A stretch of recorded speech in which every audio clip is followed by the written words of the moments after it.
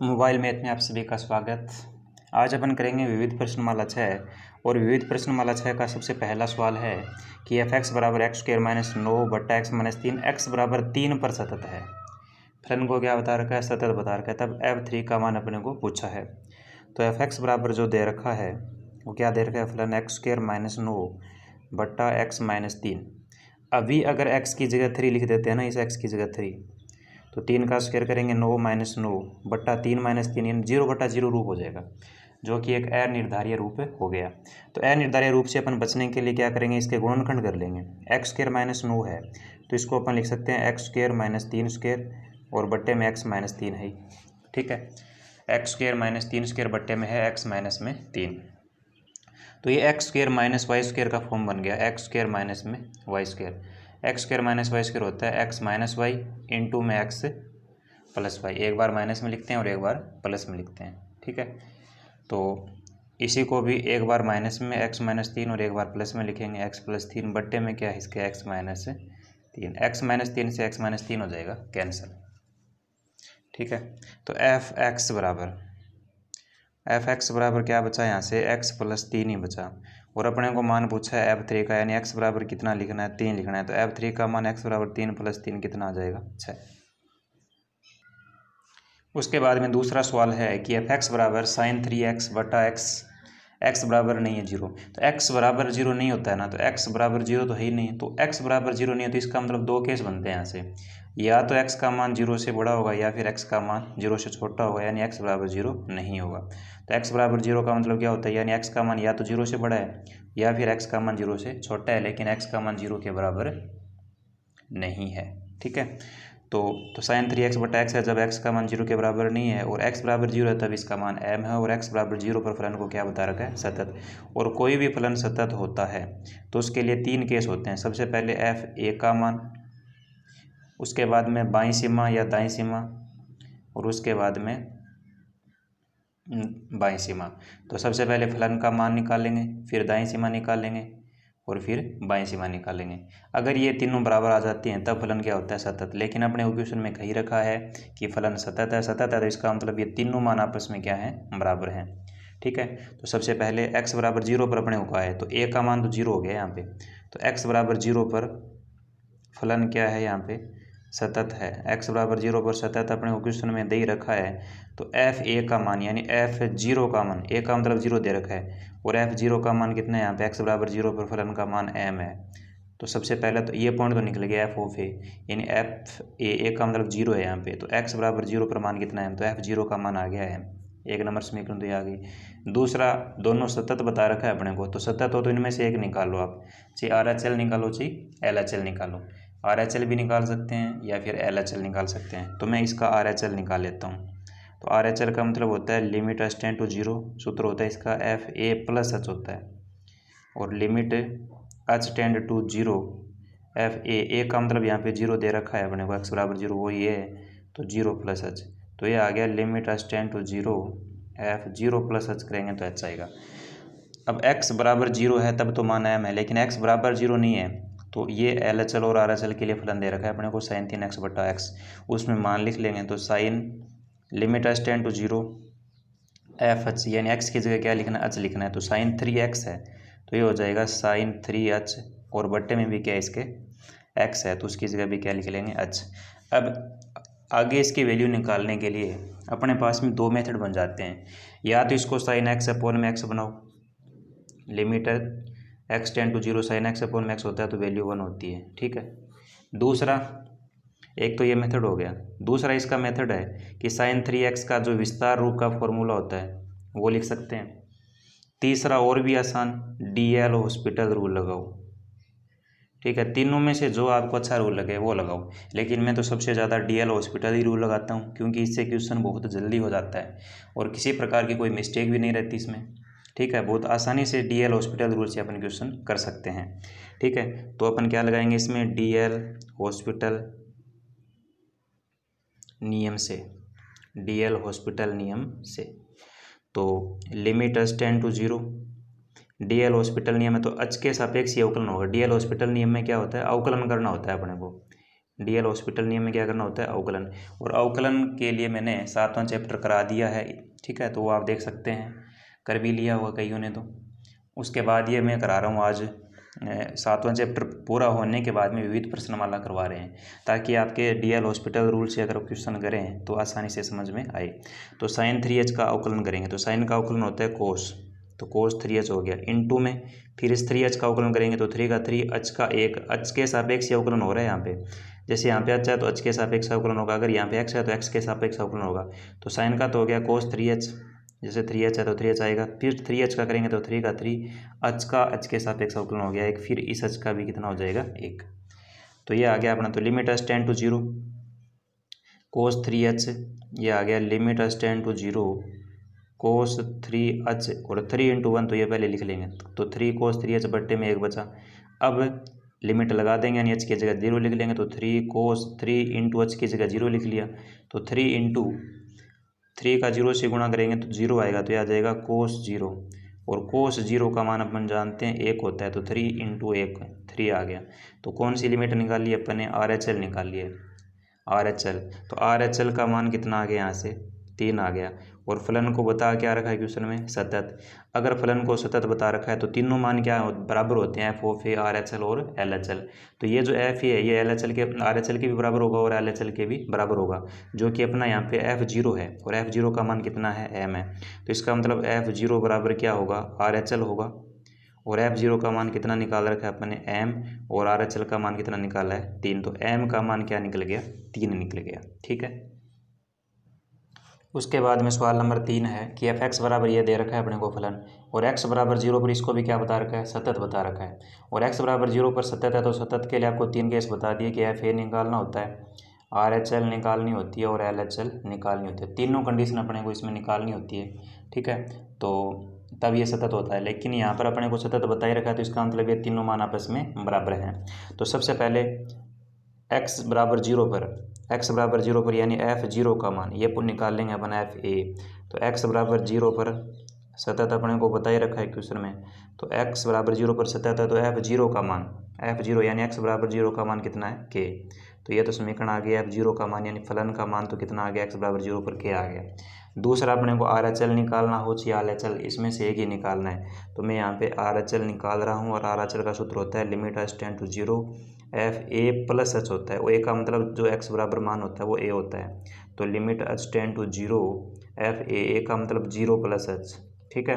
तो limit h tend to 0 plus h करेंगे 0, तो h टेंड टू 0 है लिमिट f(h), तो x की जगह अब क्या लिख लेंगे, h लिख लेंगे इस फॉर्मूले यहाँ पर इसमें, ठीक है।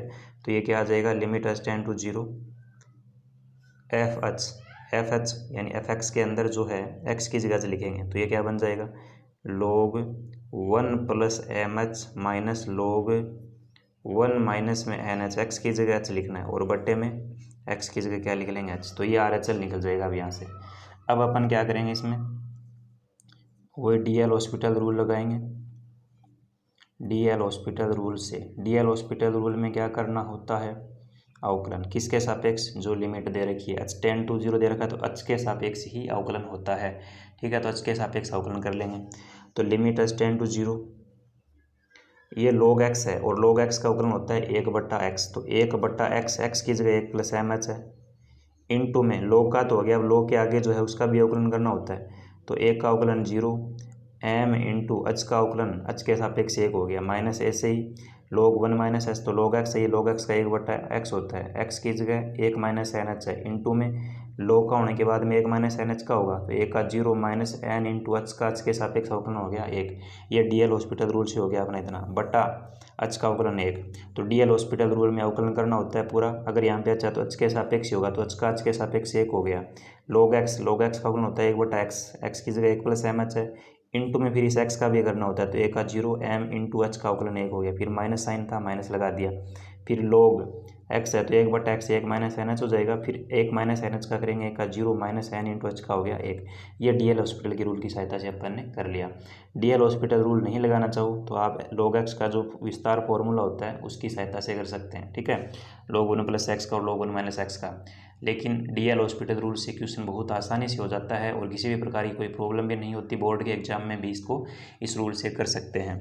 तो ये क्या बन जाएगा अपने यहाँ से, limit h tend to 0, 0 plus m into 1, तो ये आ जाएगा m बट्टा 1 प्लस mh माइनस यहाँ से ये माइनस और ये माइनस प्लस हो जाएगा और n का 1 से गुणा करेंगे, n बट्टा 1 माइनस में NH, और बट्टे में पूरे एक है तो कोई फर्क नहीं पड़ेगा 1 से भाग देने पे।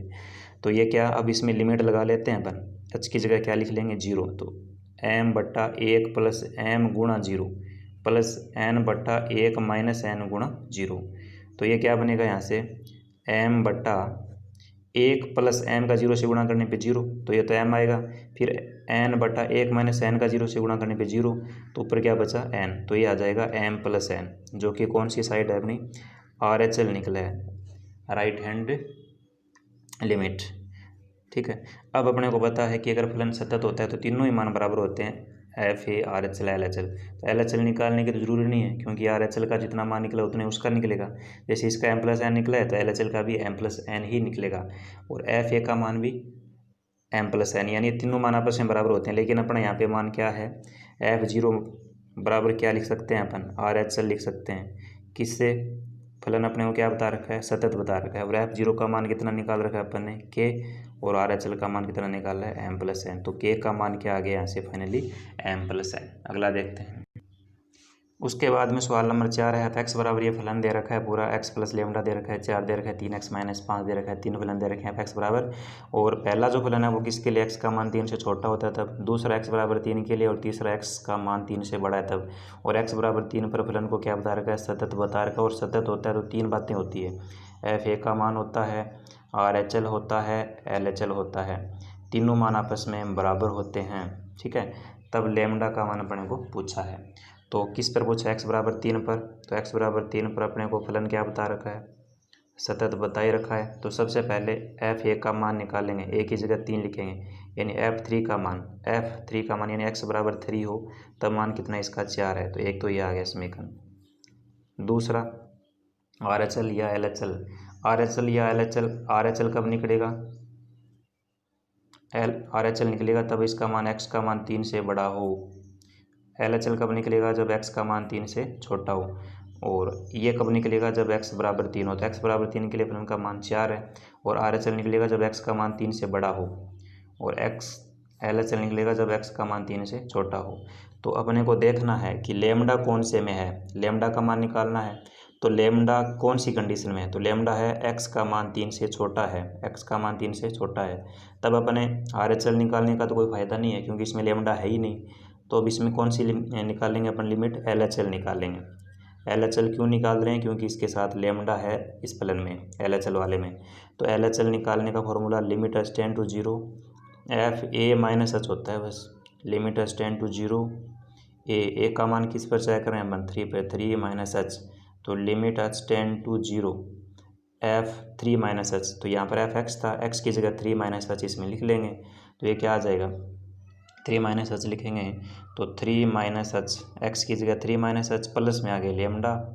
ठीक है, तो ये आ जाएगा लिमिट, अब लिमिट इसमें लगा ही देते हैं, तो h की जगह क्या लिखेंगे 0 लिखेंगे, तो ये क्या आ जाएगा 3 प्लस लेमडा, 0 लिखेंगे पहले, 3 प्लस 0 प्लस लेमडा, तो ये आ जाएगा 3 प्लस लेमडा। तो ये LHL का मान आ गया, LHL का मान क्या है अपने पास में 3 प्लस में लेमडा।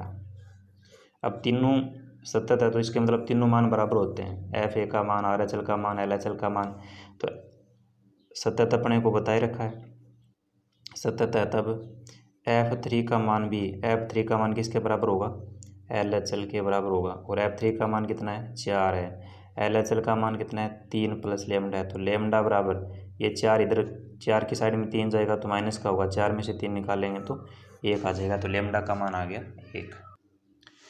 उसके बाद में सवाल नंबर 5 है कि f(x) बराबर अपने को फलन दे रखा है कोट x, और x बराबर n पाई बाई 2 पर असतत है।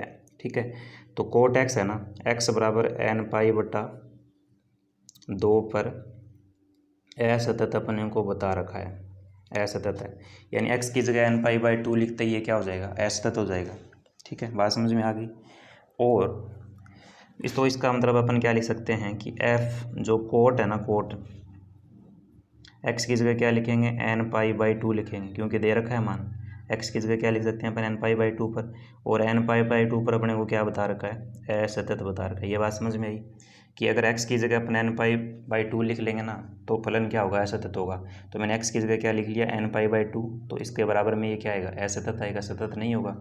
और cot n pi by 2, cot n pi by 2 असतत होता है, तो इसका मतलब इसका मान क्या होगा, अनंत होगा। अनंत होने का मतलब अपरिभाषित हो गया, और अपरिभाषित होगा असतत हो गया ये, ठीक है। तो इसको अपन और क्या लिख सकते हैं, जैसे यहाँ से कोट एन पाई बाई 2, तो ये है ही ये वाला, और बराबर में कोट का मान अनंत किसके लिए होता है, कोट का मान अनंत जो होता है वो एन पाई के लिए होता है। यानी एन की जगह अगर 0 लिखेंगे तो कोट 0 का मान भी अनंत होता है, 1 लिखेंगे तो कोट पाई का मान भी अनंत होता है, कोट 2 पाई का मान भी, कोट 3 पाई का मान भी, कोट 4 पाई का मान भी, ऐसे चलता रहेगा। यानी एन पाई के लिए कोट का मान क्या होता है, अनंत होता है, ठीक है। अब ये जो एन है, एन का जो पाई का जो गुणज है यहाँ पे एन, ये एन किसके लिए, एन कहाँ से लेते हैं अपन, इंटीजर्स में से लेते हैं, यानी पूर्णांकों का समुच्चय होता है एन, ठीक है। तो ये जो पाई का गुणांक है एन, वो कहाँ से लेते हैं अपन, पूर्णांकों के समुच्चय में से, जब ये क्या होता है, असतत होता है। तो ऐसे यहाँ पर भी जो पाई का गुणज है, पाई का गुणज वो कितना है, n/2 है। तो n/2 भी कहाँ पे बिलोंग करेगा, जैसे ये n कहाँ पे बिलोंग कर रहा है, पूर्णांकों के समुच्चय में, तो वैसे ही n/2 कहाँ पर बिलोंग करेगा, पूर्णांकों के समुच्चय में, तो n/2 बिलोंग्स टू z। तो ये अपना ऑप्शन हो जाएगा ग, ठीक है। दोबारा समझते हैं एक बार कि x बराबर n पाई बाई 2 पर अपने को असतत बता रखा है, ठीक है। तो x की जगह क्या लिख सकते हैं अपन, n पाई बाई 2, तो कोट n पाई बाई 2 पर फलन क्या हो गया, असतत। अगर कोट n पाई बाई 2 असतत, इसका मतलब मान इसका क्या आया, अनंत आया, अपरिभाषित आया। तो कोट n पाई बाई 2 बराबर अनंत, और कोट n पाई बाई 2 बराबर अनंत को अपन कोट के रूप में लिखना चाहें तो कोट n पाई लिख सकते हैं, कोट क्या लिख सकते हैं, n पाई। और n जो है पाई का गुणज है, और ये जो n होता है वो पूर्णांकों के समुच्चय में से अपन लिखते हैं त्रिकोणमिति की सहायता से। तो एन पाई के लिए जो एन है वो पूर्णांकों के समुच्चय में से यानी जेड के समुच्चय में से लिखेंगे। तो जैसे ये वाला एन यहाँ से लिख रहे हैं, तो ये वाला जो n/2 है, यहाँ पर पाई का गुणा है n/2, वो भी किस में से लिखेंगे, पूर्णांकों के समुच्चय जेड में से। तो n/2 बिलोंग्स टू जेड। अगला देखते हैं। उसके बाद में अपन छठा सवाल देखते हैं कि f(x) बराबर x mod x है, x mod x के उन बिंदुओं का समुच्चय जिन पर वह अवकलनीय है। तो सबसे पहले तो अपन इसको थोड़ा सा चेंज कर लेते हैं। f(x) बराबर अपने को x mod x दे रखा है, और mod x की परिभाषा ये होती है कि ये x होता है, 0 होता है, -x होता है, ठीक है। x का मान अगर 0 से बड़ा है तो ये प्लस का x होगा, x का मान अगर 0 के बराबर है तो ये 0 होगा, और x का मान 0 से छोटा है तो ये माइनस का x होगा। ये मोड की परिभाषा होती है, ठीक है, मोड x की परिभाषा। तो यहाँ से अब इसको अपन क्या लिख सकते हैं, ये तो x है, इसमें तो कोई चेंज ही नहीं होगा। ये वाला x कब होगा प्लस का, जब x का मान 0 से बड़ा हो। x का मान 0 से बड़ा हो तो मोड वाला जो x है वो प्लस का होगा, तो ये x² आ जाएगा। तो x का मान 0 से बड़ा है तब f(x) कितना है, x²। दूसरा पॉइंट, x बराबर क्या लिखेंगे, 0 लिखेंगे, तो ये भी 0 और मोड वाला भी 0, तो x बराबर 0 पर फलन का मान 0। तीसरा, x का मान 0 से छोटा हो, तो ये तो x है ही, 0 से छोटा होता है ना, तब x का मान क्या हो जाएगा, -x हो जाएगा। तो ये वाला मोड x क्या हो जाएगा, -x, तो ये आ जाएगा -x²। तो ये तीनों पॉइंट देख लो, यहाँ से समझ में आ गए आपके कि x का मान अगर 0 से बड़ा है, 0 से बड़ा है तो ये वाला x प्लस का, 0 से छोटा है तो ये वाला x माइनस का, मोड की परिभाषा से है बस ये सिर्फ, ठीक है। अब देखते हैं आगे। अब इसका अवकलन ये है या नहीं, किस पॉइंट पे है कि 0 से अनंत के लिए, माइनस अनंत से, फिर अब देखो यहाँ से इस 0 से अनंत का मतलब है कि यहाँ पे 0 इसमें शामिल नहीं है, ठीक है। माइनस अनंत से अनंत का मतलब है कि इसमें 0 शामिल है, क्योंकि बीच में आएगा 0। इसका मतलब ये 0 शामिल नहीं है, इसका मतलब ये 0 शामिल नहीं है। तो एक ही ऑप्शन है इसमें 0 शामिल है, तो ऑप्शन तो अपना ये आएगा आंसर का, क्योंकि इसमें तो 0 पर है ही नहीं। और अपने को चेक भी किस पे करना है, 0 पे करना है, ठीक है, क्योंकि अपना जो पॉइंट निकले हैं 3, वो x बराबर 0, x बड़ा है 0 से, x छोटा है 0 से, इन तीनों के लिए निकले हैं, ठीक है। तो अपन चेक भी किस पे करेंगे, 0। तो 0 कौन से ऑप्शन में शामिल है, 0 सिर्फ ऑप्शन बी में ही शामिल है, क्योंकि यहाँ पर जीरो शामिल नहीं है, ये विवर्त अंतराल है। विवर्त अंतराल का मतलब जीरो से अनंत के बीच का मान देख सकते हैं अपन, तो उसमें x बराबर न तो जीरो ले सकते हैं और न x बराबर अनंत ले सकते हैं। यहाँ पर माइनस अनंत से अनंत है, तो यहाँ पर न तो x बराबर माइनस अनंत ले सकते हैं, न प्लस अनंत, लेकिन बीच के जो मान है, बीच के मान बहुत सारे हैं इसमें, तो जीरो भी है, एक भी है, इधर भी है, ठीक है। तो ये वाला पॉइंट एक ही है इसमें बी, इसमें भी जीरो इधर दे रखा है, तो ये शामिल नहीं है जीरो एक्स में, इसमें भी नहीं है। तो ये वाला जो अपना ऑप्शन है, ऑप्शन तो हो जाएगा इसका आंसर में बी। तो किस पर अवकलनीय होगा, वो माइनस अनंत से अनंत पर होगा। कैसे होगा एक बार देख लेते हैं अपन। एक्स बराबर जीरो पर इसकी अवकलनीयता को चेक कर लेते हैं, अगर करना चाहो तो, और सीधा ये ऑब्जेक्टिव टाइप में करना हो तो ऑप्शन दिखे अपना बी आएगा इसमें।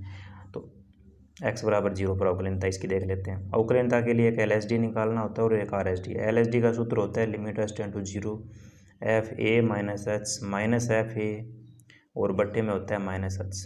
तो ये आ जाएगा limit h tend to zero, A की जगह जीरो लिखेंगे तो जीरो माइनस एच, तो ये माइनस एच होगा, माइनस ए की जगह जीरो लिखेंगे तो एफ जीरो होगा, और बट्टे में माइनस एच है। अब मान लिख लेंगे LHD के लिए कि limit h tend to zero.